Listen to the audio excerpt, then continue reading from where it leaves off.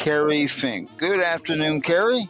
Hey, good afternoon, John Harper. It's always great to gather on the radio lunchtime Wednesday, 12 noon to 1 p.m. right here on 90.3 WEJF FM. Welcome if you're listening to us online at WEJF.net.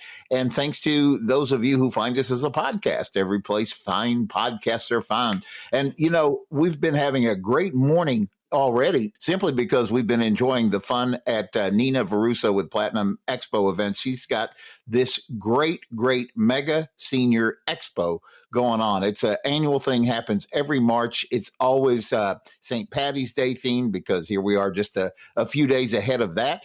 So it's still actually going on out at the Melbourne Auditorium right there in downtown Melbourne, just a couple of blocks from the Joe's Senior Resource Center, where the Helping Seniors Group is located. But today, Nancy Deerdorf is right there on point, and we've been having just a great time out there today. It goes on till 1 o'clock, so if you're listening to this, you still have time to pop in, and they always have so many great vendors. There's door prizes like every 10 minutes, so you're probably going to walk out with something, but for sure you're going to walk out with good information, and I want to encourage you to get by there today if you can. And so again, that's going on until 1 p.m. It's the Mega Senior Expo at the Melbourne Auditorium.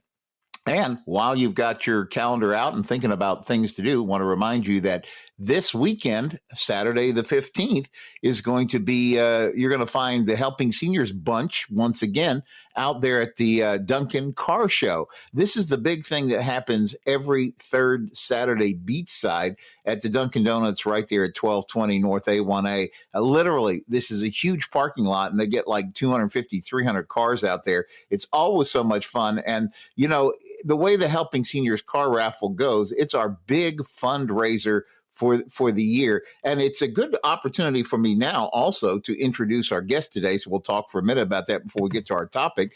Our guest for today he's really family. He's not a guest. He's helped us with the world of helping seniors literally since the day Joe Steckler founded the organization. Goes back before that to when Joe was building up Brevard Alzheimer's. I'm talking about noted area periodontist Dr. Lee Sheldon. How are you today, Dr. Sheldon? Hey, Kerry, I'm doing well, and I miss Joe. Yeah. The legacy is here. We're carrying it on. You're carrying it on along with John as president and a very, very talented board to make sure that Joe's vision is propelled forward. And I know he was happy to know that he was able to accumulate a group of people who are dedicated to seniors and to keep all of these events going. And the big fundraising event, of course, is the car raffle, and we're all gearing up for that in October. And it's not too early to buy your raffle ticket now. It's a marvelous event. It's a great tradition now in Brevard County. But all through the year, we're able to give seniors resources and give them opportunities to talk with reliable people who can help them, not just financially, can help them physically, can help them mentally, can help them prepare for any event that occurs in a senior's lifetime, whether it's legal or financial, whatever it is. And so the opportunity that Joe created was to make sure that we had a plan in place and that we had reliable people that we could work with to help us execute that plan. Yeah, there's personal responsibility here. We have to do it ourselves, but sometimes we need some good advice. And Joe made it a point to make sure that the people who were associated with helping seniors in Brevard were those reliable people that you can rely on. Well said, Dr. Sheldon. You know, I was thinking about that because Tammy and I were over in Orlando. We actually were at a church meeting over the weekend, and we were meeting people from out of town and got a chance to talk a little bit about the work that we have the privilege of doing in helping seniors, kind of trying to make sure that we are a good resource for seniors in the community. And they, you know, it was so funny because we're talking to people who literally had come in from all over the country to this meeting in Orlando, and they were all very interested in the how this worked, because they said that's the problem. You run up on these things and you don't know what to do next, and that is the value of having good information from people who do this for a living. So when I think about people calling in our senior information helpline, that call at 321-473-7770, and they get the privilege of speaking to Karen Wernland, or one of the great volunteers that she's trained up. She literally keeps, Dr. Sheldon, you've seen it at the board meetings. She keeps a big book of resources. And we were just having this conversation last week. She had gotten something that had come in from a very large foundation, and it was supposed to be a community resource book, and it was just published in September. And so we were saying, okay, let's go through our book and make sure we have the up-to-date, is there anything we can glean from this that will help make our resource book better? And the point was, they had done a very thorough job of putting together resources, but as she went through that, she found many of those resources had changed. In other words, things that were in that book, and we're just talking about from September of last year, were programs that were either no longer being offered or no longer being changed. She said, so not only was she saying, Kerry, that's why we have to work so diligently to make sure that we are on top of this every minute of the day, because we need to know if there's a new resource, if somebody maybe had something for us before, but they're not doing that right now. And keeping that book up to date is so important. So when you call Karen, this kind of goes back to the thing, Dr. Sheldon, you were talking about with Joe. He's so focused on making sure that we call it what we do, senior navigation, that we can help seniors and their families get connected. Something really is going to make a difference, Dr. Sheldon. Yes, it is. And if you take advantage of those opportunities that Karen and Nancy bring us, there's sometimes you just need to talk to somebody. And I'm not talking about talking in terms of therapy. I'm talking about talking in terms of getting advice. Because Karen and Nancy, and Karen's the primary phone answerer now, but we have a staff of volunteers as well, that you talk with somebody and that somebody already has experience in that particular area, not because the person you talked to needed it, but because that person gave somebody else some advice and then followed up and saw what happened. So, sometimes you think, well, I'm alone, I don't know what to do. It's amazing when you talk to Kara and you've got the resources, because she has the experience of dealing with so many people with so many problems right here in Brevard County. I love how you said that, Dr. Sheldon, because I always smile about this. Is one of the elder law attorneys that has been connected with helping seniors for so many years. Her name is Amy B. Van Fossen. And I love a statement that she once said to me, and it's always stuck with me. She goes, Kerry, she said, people come to us in our office and they're bringing whatever their situation is. Maybe it's about estates, maybe it's about, the healthcare surrogate kind of paperwork or different things. And she goes, for most people that come to our office, it's like once or twice in their life that they're being confronted with this. She goes, we do, someplace between 20 and 30 of these every week. And we've been doing that for 20 years. So there is there's a real value when you're talking to somebody that knows and has been through the drill, because then it's absolutely not the blind leading the blind. It's somebody who has confronted these issues before, who's now trying to help you navigate through whatever it is, whatever the challenge is. And that's why I think the work of helping seniors is so important. So to kind of bring this full circle, and it's a great tie-in to our topic today, which is Make Your Doctor a Better Doctor. That's a very provocative title, but I just want to cap it out by saying this Saturday, we're going to be out at Duncan Car Show. This is a long way back to our fundraiser, Dr. Sheldon, but 8 a.m. to 12 noon, we're going to be out there. They're doing a St. Patty's Day themed car event. They always have such cool cars out there. They get like 250, 300 cars out there.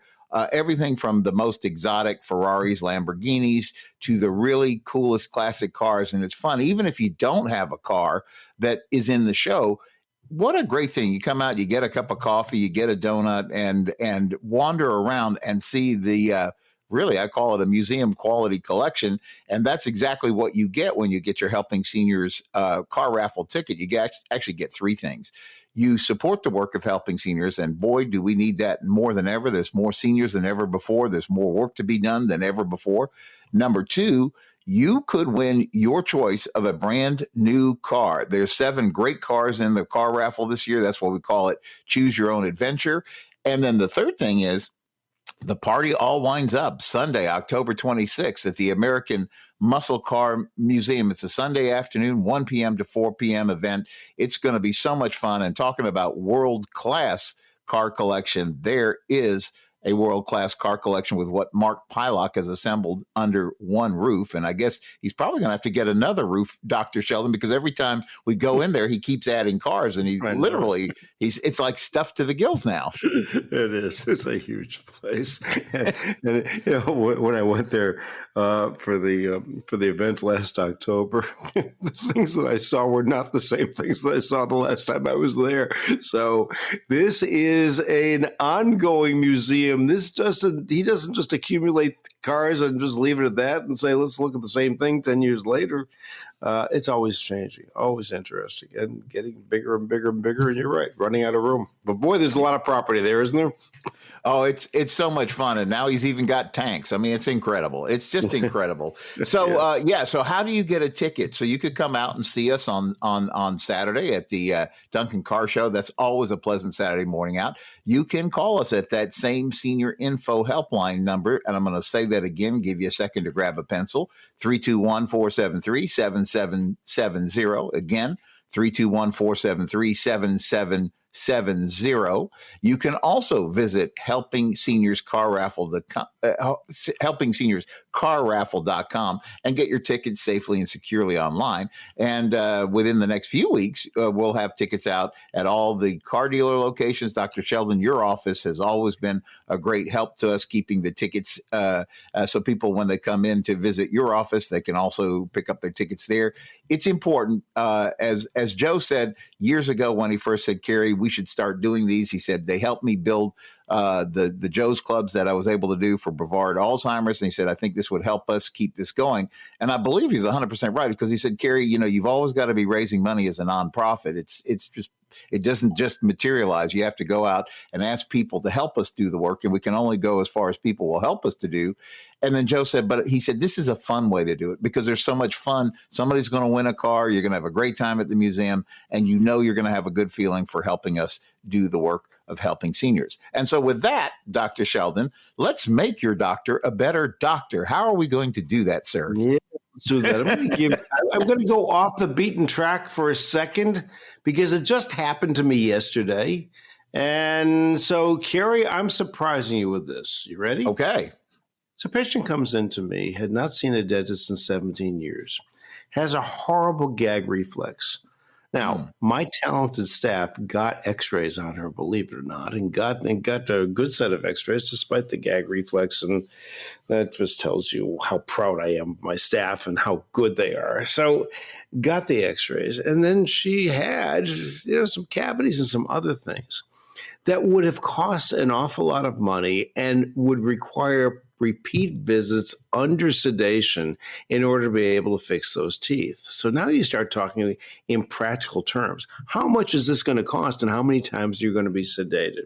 And so we had the opportunity of talking about what happens if we don't spend the money on the teeth, but instead we extract the teeth instead.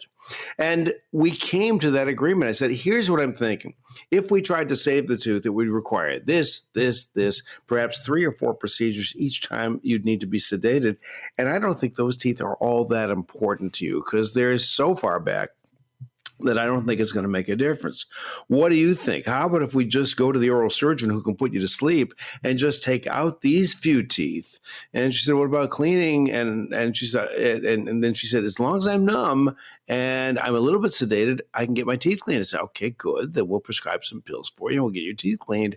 And we're able to take somebody who was afraid because of what the bill was going to be and was afraid because of what of the different procedures and her gagging reflex and her anxiety and all that kind of stuff, and we're able to quiet everything down at a minimal cost. And, the reason I bring this up is because people think of us and those of us who do the fancy dental work, and that's all we do. It is not all we do.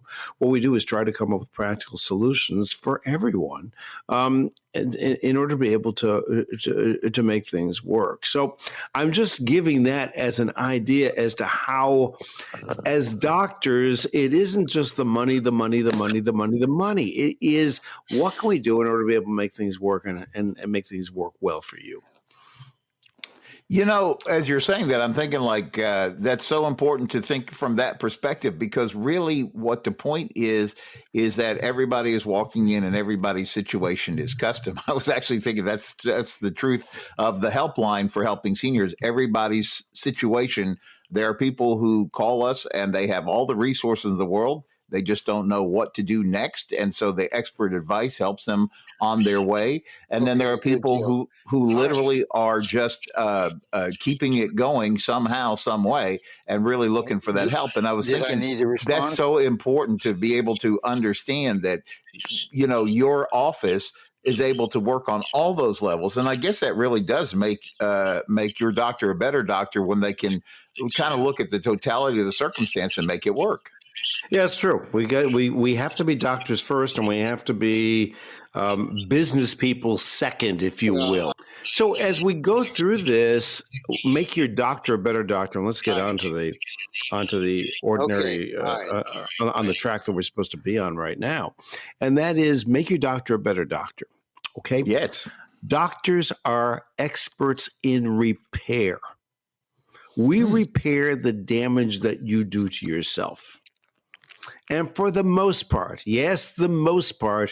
every bit of damage that goes on in your body is a result of something you're doing wrong and something you're doing wrong for yourself. And so then the body gets damaged. And I don't care whether it's a medical problem or a dental problem, the body gets damaged. Okay. And as a result, we then have to repair it. But once we repair it, if you keep on doing the same bad things you were doing before, guess what? Those repairs will only last a certain length of time before those repairs also become damaged. So, for example, let's assume a simple thing. Everybody knows what a filling is. If we so you get decay. So a tooth is partially rotted. We go in and we drill out the decayed portion of the tooth, and we put a filling in that tooth. Then you go home, you keep on eating sugar and don't take care of your teeth.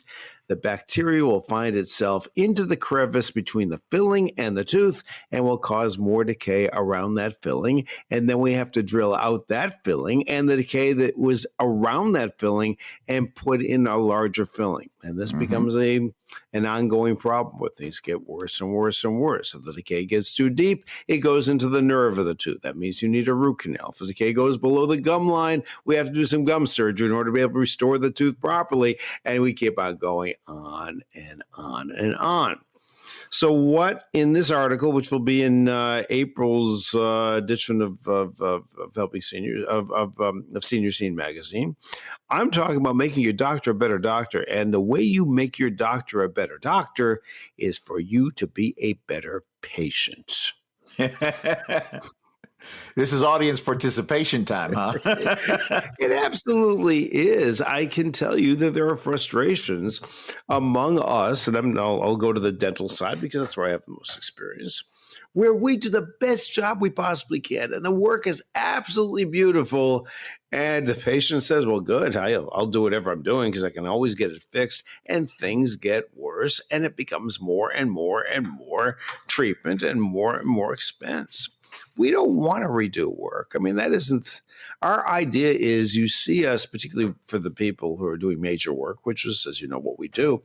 We want to be able to do the major work once and then maintain that work for a lifetime, and that's it. Now, that can't always occur. Things happen, but for the most part, if you take care of yourself after we've taken care of you, the work lasts a lifetime. Are there minor things we need to do? Yes, from time to time, but for the most part, those minor things or major things have very much to do with the factors that you've put into your body, those things you put into your body, or those things that you've ignored that make that disease phenomenon reappear.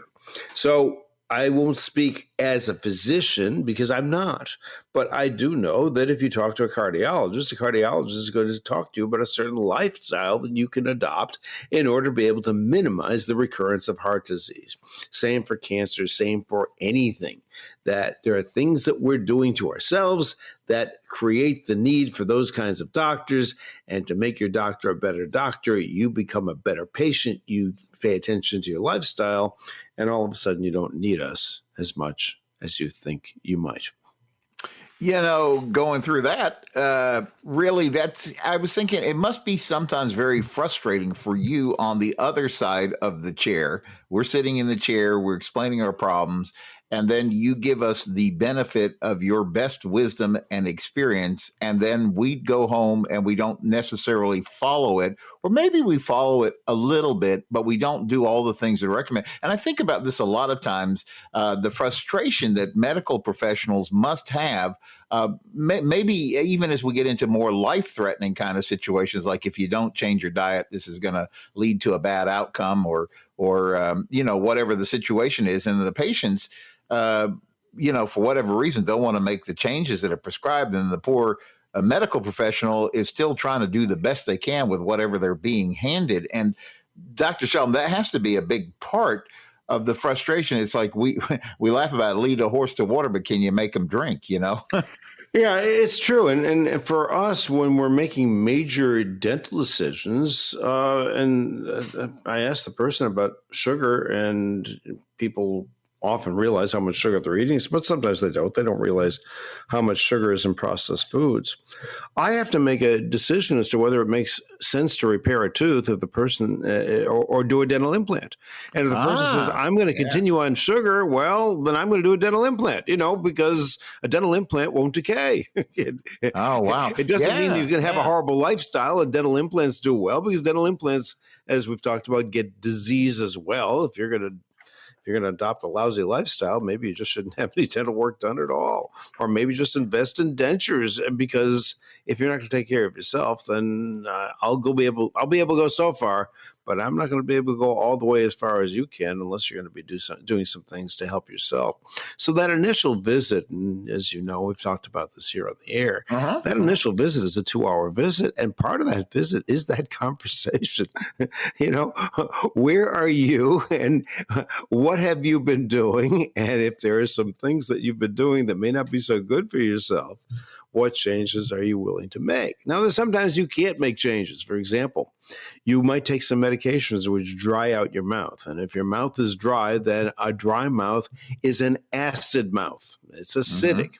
And if your mouth is dry and you can't get off the medications, then you are also going to be more prone to decay.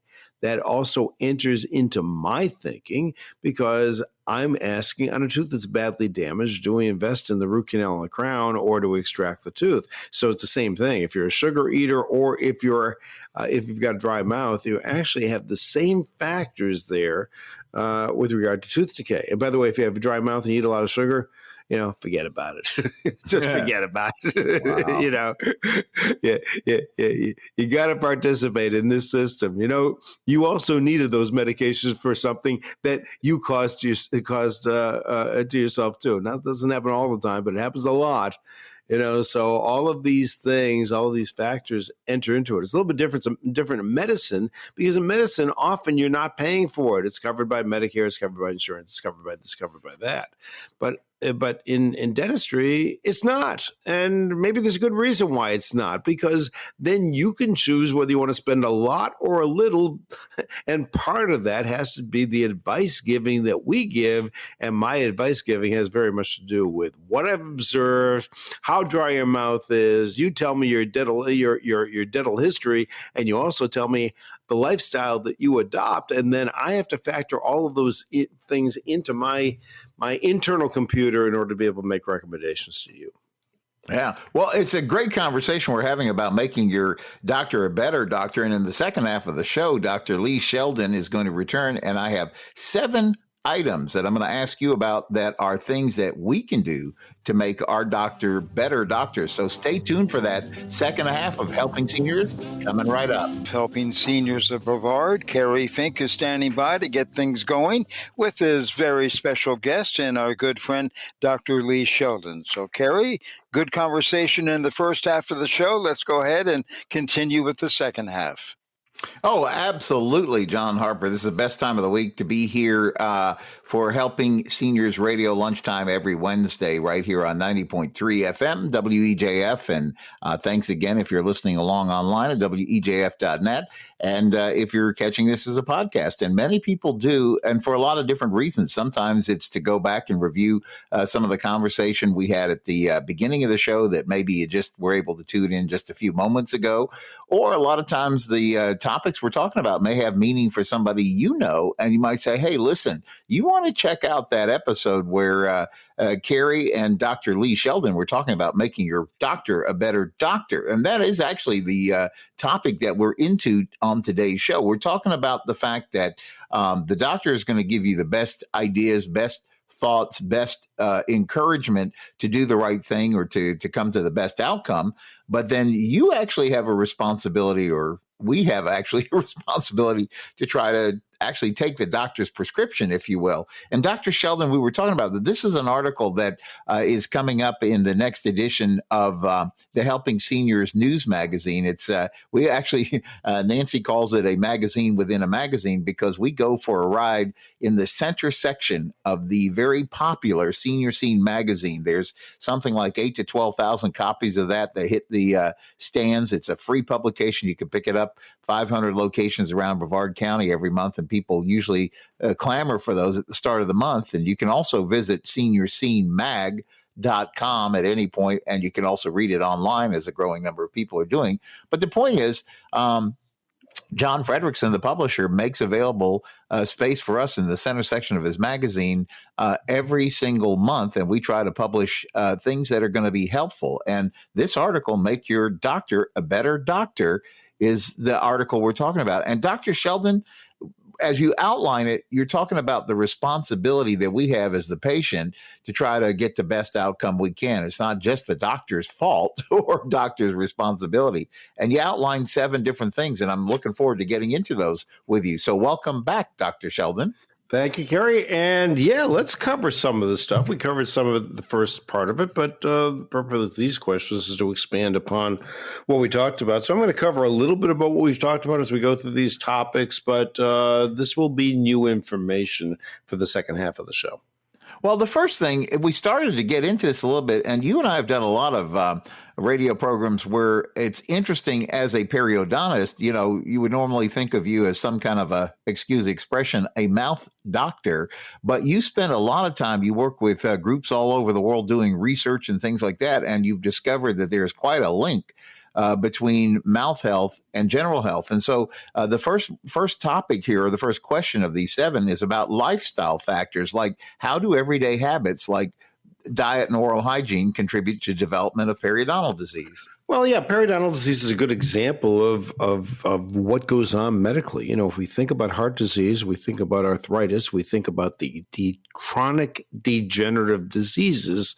Periodontal disease is one of those chronic degenerative diseases. 42% of the people in the United States over the age of 30 have periodontal disease. That's a lot. That's a lot of people. And so it then, you talk to the dentist. Well, you're not flossing well enough. You're not brushing well enough. No, that's not it. Or this, certainly I'm not going to tell people not to floss and brush. Shame on me for even saying that's not true. Of course it's true. But that's the bacterial attack on the body. Okay, that's the infection. That's the bacteria invading. That's what plaque is all about. There's the other part of the body, and that's the body's ability to fight that infection. That's the immune function that a person has. And the immune function can be compromised by doing things to ourselves that rob our body's ability to fight disease. Sugar being one of the most prominent things that we do. There was a great example in the dental literature years ago, which looked at somebody who ate sugar, somebody who had sugar who was out of control, which of course is diabetes. And what they did was look at periodontal bacteria under the microscope in the presence of sugar to see whether a particular cell called the neutrophil could actually get to that bacteria and engulf it. If the cell engulfs the bacteria, if it eats the bacteria, then the body's protecting, the body is protecting itself. So they looked at periodontal disease bacteria, and they looked at the cell, and they looked at that cell in the presence of blood sugar or in the presence of a normalized blood sugar. In other words, diabetic sugar or normal blood sugar. And don't you know that if the patient was a diabetic, that cell was stunned. It couldn't find the bacteria at all. But in the normal population with normal blood sugar, the bacteria gives off a scent. The cell finds that bacteria and engulfs it. So what do we learn from that? It means that if our blood sugar is too high, our cells that are there to protect us can't even find the bacteria that they're supposed to protect us from. And so the bacteria gets worse and worse and worse. And that isn't just in the mouth. That's in every other part of the body as well. So if we start to be invaded by something, we're hoping that our immune system is going to work. But in the presence of diabetes, it's compromised. We know that. We know that people have amputations when they have diabetes. Why? Because the body's ability to fight is no longer there. So if you take that as an example, if you're compromising yourself, if you're eating processed foods, and boy, we're going to hear an awful lot about that over the next couple of years with Robert F. Kennedy and the group that's taking over our healthcare system. If we keep on giving ourselves things that don't work well for us and don't allow our bodies to heal well, then we're going to have more chronic degenerative disease. Now, Kennedy made a big point of saying we have more chronic degenerative disease in this country than in most, if not all, other civilized countries. And the reason for that is the things that we're putting into our bodies are using up our bodies rather than nourishing our bodies and allowing our bodies to fight those continual bacterial attacks that we get. Wow. You know, there is so much personal responsibility that ends up coming into this. I think the next of our 7, we just talked about some lifestyle factors, but the next one, preventive focus. You know, I guess it's so important. It seems like if you're doing the right thing, you're helping the treatment work as opposed to fighting with the very thing that you're, paying good money to try to solve, as I guess maybe a way to put it. In your experience, prevention at home, you've mentioned this before, it can be as important as, relying solely on whatever is happening in the medical office. It's true. The best thing for a periodontist, not very good business-wise, but the best thing for the periodontist is you take care of yourself real well and you don't have any need for us. Wouldn't that be great? Once the disease gets a foothold and that means bacteria goes below the gum line and it starts to develop its own legs and starts to proliferate. Well, you do need professional attention to remove that stuff, that bacteria, that hard bacteria called calculus, which is below the gum line. But if you are diligent about flossing and brushing every day, getting all the plaque off the teeth, and boy, I had 2 good examples yesterday of patients who I said, you don't even need a cleaning. That's how good they were. If you're doing that, you prevent the need for me. And there, even when we do treatment, notice that when we do treatment, and those of you who are my patients, or you don't have to be our patients, you can be patients any place, notice how much time is spent teaching you how to do the things that you can do at home in order to reduce the need for us. That's what a good dental office will be to be able to teach you how to do the things that you may not have, or even give you the tools to do it in order to be able to minimize the need for the treatment that we do. Now, that will go in cardiology as well. How often when you have a cardiology problem are you then told to see a dietitian? And you are. Part of this is you learn what you can eat, learn what you can't eat. Sometimes we're used to things. We think things are good when they really aren't. And so we start to get that education down, and then that minimizes the need for the cardiologist. The same holds true for many forms of cancer. There are a lot of different things that if we're concentrating more on what we do at home, then the opportunity for these diseases to present themselves is reduced.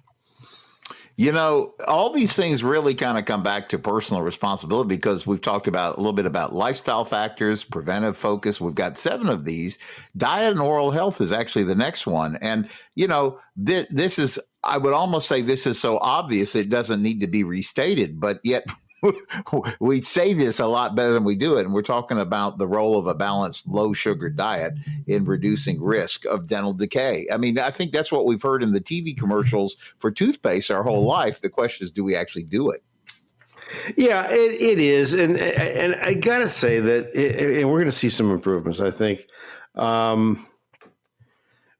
We've got some things that we don't know about. I can tell you that there's a particular thing that was invented. It's a drink that was invented at the University of Florida, which is a sweet drink, and it provides you with electrolytes and all sorts of things. And I won't give the brand name, but you can kind of figure out what it refers to. And, I can't tell you how many people in my practice think that that's a health food. Wow. Because it's advertised as restoring electrolytes, which is part of the mineral portion of the body and of the bloodstream. Because it replenishes that's automatically a healthy thing. And the answer is, read the label. Look at what number 2 is on the label. And if you see that there's something that's sugar, or you can't translate it because you don't know that, so now you can go to Google Translate, or you can not Google Translate. You can go to Google, you can go to ChatGPT, you can go wherever you want and find out what this stuff is. For Pete's sake, now you can take a picture of it and Google will tell you what it is. You'll find out that there are things that are sugars that you don't even realize are sugars. And the body just loves sugar. And so part of this thing that I expect is going to occur is that there's going to be more truth in labeling. We're going to have a better opportunity to understand what's on the label. And it may be that some of the things like maltodextrin, you ever heard of maltodextrin? That's sugar. Okay, that people don't know that maltodextrin is sugar. If they'll learn that, this is high sugar containing. 75% of this is sugar and water. You'll start to it'll start to be more truthful to you, and then you'll have the opportunity of choosing better things for you. But the answer quite simple. If there's any one-to-one relationship in dental health, it is sugar and tooth decay. Sugar and tooth decay. You reduce the sugar or you remove the sugar, we don't have tooth decay. And, we look at this country, we've got lots of decay, and we have lots of people who have teeth that are coming out that don't have to. And it's simply because either they don't know or they choose to ignore that and say, well, I like sugar and therefore I'm going to do whatever it is that I want to do. That if we're looking at a preventive focus, it is remove sugar from your body. Yeah, no doubt. Well, it's another thing that, so we're talking about lifestyle things that are ways that you can make your doctor a better doctor. Number 4 on our list, medication impact. That's one that I guess I didn't really think of that had that much impact on your mouth, but you say it has a lot to do because the medications can often cause dry mouth. And that seems to be a problem sometimes in mouth health. Yeah, there are over 500 medications that cause dry mouth. And dry mouth is an acidic mouth. You have acids in your mouth. And acids in your mouth are what causes the teeth to rot to begin with. Add acids to sugar, and boy, you've got a prescription for dental disease. And so if your mouth is dry, then the things that you need to do is, number one, get your mouth wetter. Sometimes we have patients rinse out with baking soda rinses. Have a tablespoon of baking soda, dissolve that in 8 ounces of water, and just carry that around as a flask and rinse out every 2 or 3 hours. And that will reduce the amount of acid you have in your mouth. That may be helpful for some people. So if it's possible, get your lifestyle better and work with your doctor, and maybe you can reduce that medication if you make some changes at home. That's the best thing to do. If you have to be on the medication, then maybe there's some things that you can do to reduce the amount of acid in your mouth and to make your mouth wetter, and that's the baking soda rinse idea. You can measure your own pH. You can measure your own acid level. Just look on Amazon and look for saliva acid, and there'll be some little strips that you can buy that will measure the amount of acid you have in your mouth. That goes on a system called pH, and which has to do with the number of hydrogen atoms that are available. But pH of 7 is a normal acid-based level in your mouth. If it's lower than that, then your mouth is acidic. So if you're down 6 or 5.5, your mouth is quite acidic. If it's higher than that, then it's basic. And the goal is to keep your mouth at 7.0, at a pH of 7.0, as much as you can throughout the day. So we're going through seven items really that will help you make your doctor a better doctor. We talked about lifestyle factors, preventive focus, diet, and oral health. And we were just talking about the impact of medication. This one, Dr. Sheldon, I wrote it down, but I'm not sure I follow exactly the difference, but you call it functional versus traditional approaches. Can you explain us on that? Yeah. Number one, buy a book. It's called Good Energy. Good Energy by Dr. Casey Means, Means. Casey Means is a physician. She went through ear, nose, and throat residency. She went through 5 years of surgical residency. In year 5, she said, I'm not doing my patients any good. I'm just fixing them, and they're coming back, and I've got the same problems all over again. I'm leaving surgery. And she became a functional medicine physician. So what's a functional medicine physician? A functional medicine physician is one who adopts some of the things that we're talking about here, takes patients and finds out what they can do in their lifestyles, and perhaps with some supplements and other things you do, in order to be able to get you functioning well so you don't need the repair kind of doctor. So what she said was, I'm sick of repairing because these people are maintaining the same lifestyle they have, and I'm repairing them again and again and again. I'd rather go with a group of people, meaning patients, who are more interested in preventing surgery. And so that is a functional medicine physician. There are several functional medicine physicians right here in Brevard County. Are they covered by insurance? Many are not. Some are. It turns out that when you want that physician who's going to spend a lot of time with you, there's no insurance that's going to pay that kind of money. You know, the problem, and one of the problems in medicine is the doctors feel they don't have enough time with their patients. Well, in order to have more time with your patient, you charge that patient, and you're not so that you can spend the time in order to be able to run your practice successfully. And so those patients who see functional medicine physicians tend to spend some money with those physicians in order to be able to get that kind of advice and get those and get your act in order. Often those physicians will recommend blood tests and things like that, and those blood tests are covered by insurance. Okay.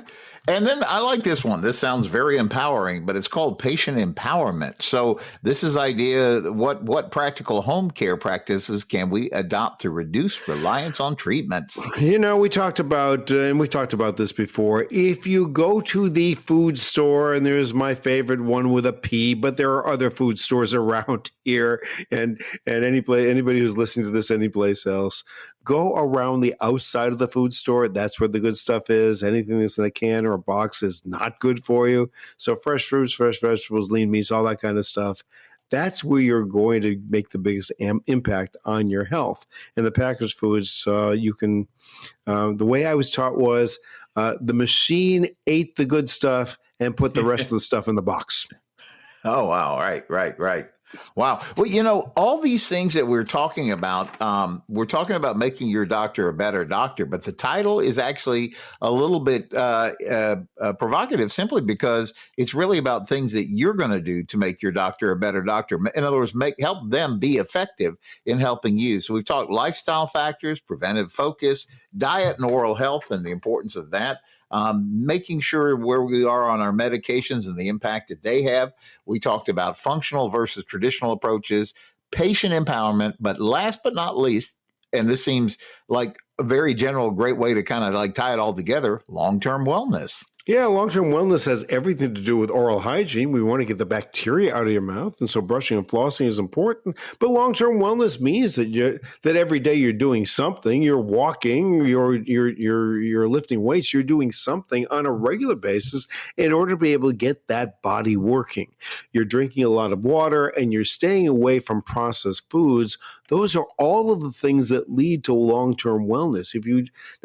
Some of us have good genes and bad genes. There's nothing we can do about that. But in terms of genetic expression, the body actually doing something to make you diseased, that genetic expression occurs more readily with a bad diet, no exercise, and doesn't occur, or it is less likely to occur, when you're doing good things for your body. So if you say, well, my father had a heart attack and so am I, or my father had cancer, so am I, my father lost his teeth, so am I. No, that's not true. You have to look at what your father's habits were, and then you've got to make sure that you're adopting the cleanest habits you can in order to be able to minimize the opportunity for disease. And for most people, they can do it. Yeah.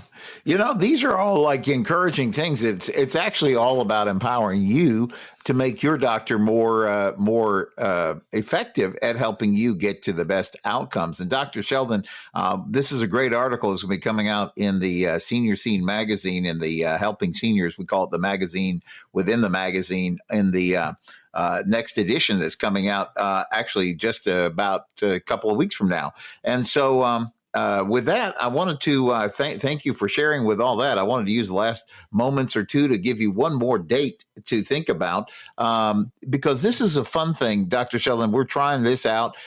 This is going to be an exciting thing. It's all happening at Joe's Senior Resource Center for Brevard. It's that beautiful space that Dr. Craig DeLigdish and the great folks at Omni Healthcare have made available to us, second floor of their beautiful building right there on the medical campus downtown Melbourne, 1344 South Apollo Drive. And one of our resident members, lady named Jen Hardy, she has a podcast called Fabulous Over 50, but she is so deeply into the podcast world. She's a speaker at all these national and international kind of podcasters conferences. She and her husband head up the Space Coast Podcasters Group, which meets monthly there at the center.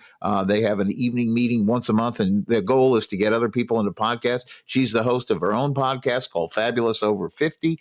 And her company, Hardy House Media, is now opening up the 50 Over 50 Podcast Awards. It's coming up on Friday, and it's coming up March the 28th.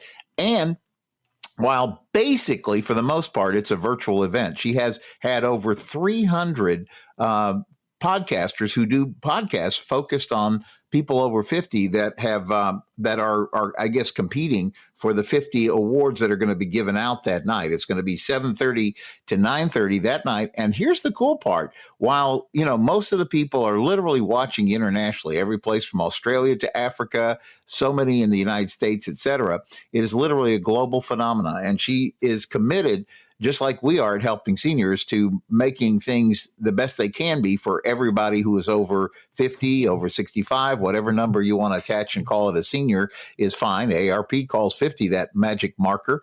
And so anyway, the 50 Over 50 Awards is actually the broadcast is actually going to originate right there from Joe's Senior Resource Center, and they are working hard, her and her team. She's got volunteers from many of Eastern Florida State Colleges. They've got volunteers coming from there, from FIT. They're going to be helping set up and transform the entire lobby into an amazing red carpet experience for that night.